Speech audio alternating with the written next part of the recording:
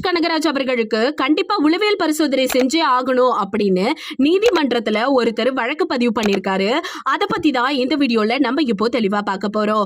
லோகேஷ் கனகராஜ் இப்ப ரீசெண்டா லியோ படத்துல செம ஹிட் அடிச்சு 650 கோடியை தட்டி தூக்குனாரு.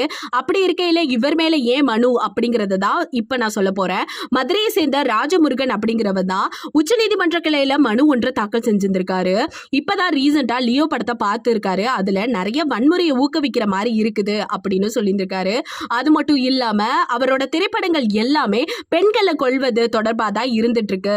சோ அதனால இவருக்கு மனநோய் எதுவும் இருக்கலாம் அப்படிங்கிற சந்தேகத்தோடு தான் இந்த மனுவை தாக்கல் செஞ்சிருக்கேன் அப்படின்னு அவர் சொல்லியிருந்திருக்காரு.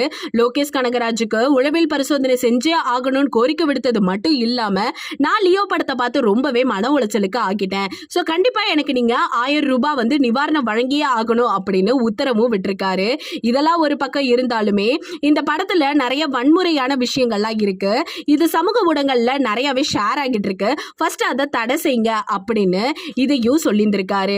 திரைப்படங்கள்ல வன்முறை காட்சிகள் ஒரு பக்கம் இருந்தாலும் இது மாதிரி பெண்களை கொல்றது இந்த மாதிரி விஷயம்லாம் கண்டிப்பா பிரச்சனைக்குரிய ஒரு விஷயம் தான். கண்டிப்பா இதெல்லாம் தடுத்தே ஆகணும் அப்படிங்கிறதுக்காக நீதிபதியான கிருஷ்ணகுமார் மற்றும் விஜயகுமார் 2 பேரோட நேர்லையும் விசாரணைக்கு வரணும் அப்படின்னு சொல்லி ஒரு மனு கொடுத்திருந்தாங்க.